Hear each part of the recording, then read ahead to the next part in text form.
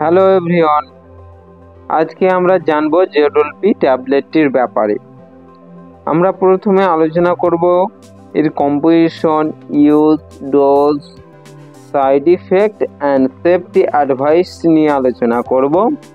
তো ফ্রেন্ড, আমার চ্যানেলের যদি তুমি নতুন হয়ে থাকো তাহলে আমার চ্যানেলটিকে সাবস্ক্রাইব করে পাশের নোটিফিকেশনটি অল করে রাখবে, কারণ তোমরা তাহলে পরের ভিডিওটি নোটিফিকেশন পেয়ে যাবে, তাড়াতাড়ি ভিডিওটা দেখতে পারবে।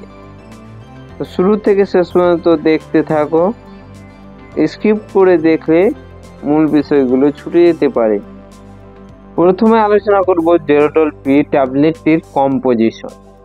এর কম্পোজিশন কি কি থাকে? কম্পোজিশন থাকে অ্যাসিক্লোফেনাক 100 mg প্লাস এর সাথে থাকে প্যারাসিটামল 325 mg। এরপর আমরা আলোচনা করব জেডোলপি ট্যাবলেটটির ইউজ নিয়ে। এই ট্যাবলেটটি কি কি কাজে ইউজ করা যেতে পারে? জেডোলপি tablet is used for pain relief.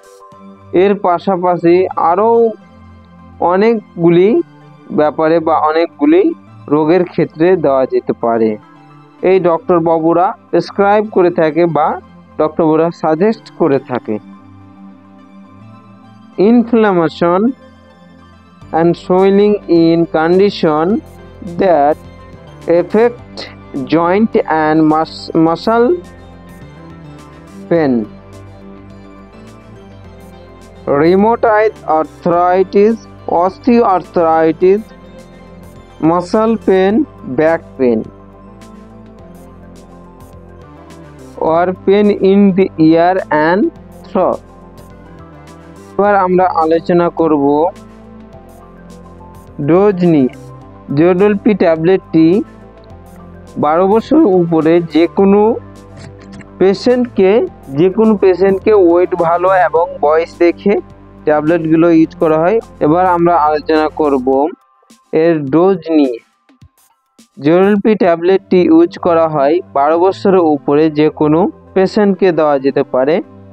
আর একটা কথা মাথায় রাখবে যে ডক্টরবাবুর সাজেশন ছাড়া এই মেডিসিনগুলো ইউজ করবে না, কারণ এই মেডিসিনগুলো আমরা শুধু তোমাদের সুবিধার্থের জন্য আমরা ভিডিও করে আমরা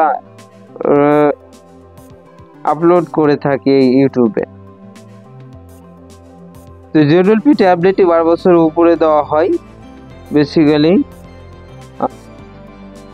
জেডোলপি ট্যাবলেটটি খাওয়ার নিয়ম হচ্ছে দিনে 2 বার খাওয়ার পরে বা 1 ট্যাব BDPC ইন্টু 5 ডেজ 10টি স্টেপ 10টি ট্যাবলেট থাকে, তার জন্য খাবার পরে খাওয়া হয় বেসিক্যালি। অবশ্যই ডাক্তারবাবুর কাছে সাজেশন নিয়ে তারপরে খাবারগুলো মেডিসিনটা ইউজ করবে এবং পার্শ্ববর্তী ডক্টরবাবুর কাছে আলোচনা করার পরে ওষুধটি খাবে। এরপর আমরা দেখে নিব ট্যাবলেটটি কমন সাইড ইফেক্ট নিয়ে।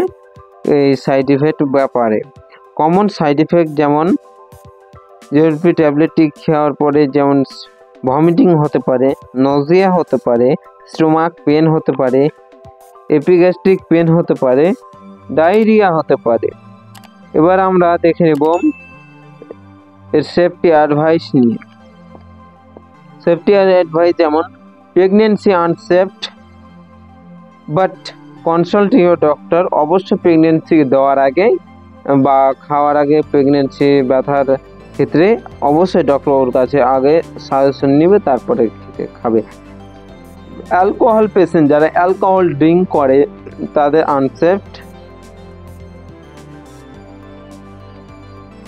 Breast feeding unsafe, consult your doctor. অবশ্যই ডক্টরের সাথে আলোচনা করার পরে খাবে।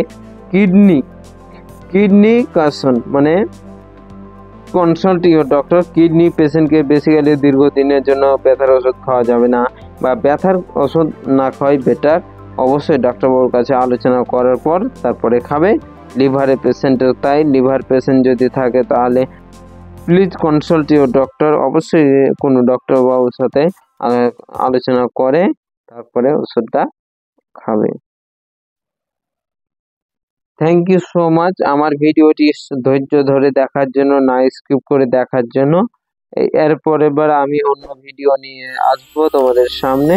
আমার চ্যানেলটিকে সাবস্ক্রাইব না করে তাহলে সাবস্ক্রাইব করে দিও, তাহলে নোটিফিকেশনটি পেয়ে যাবে। তাড়াতাড়ি অন করে রাখবে এবং আমার ভিডিওটি কেমন হয়েছে কমেন্টে জানাবে এবং শেয়ার করবে তোমাদের বন্ধুদের কাছে। Thank you.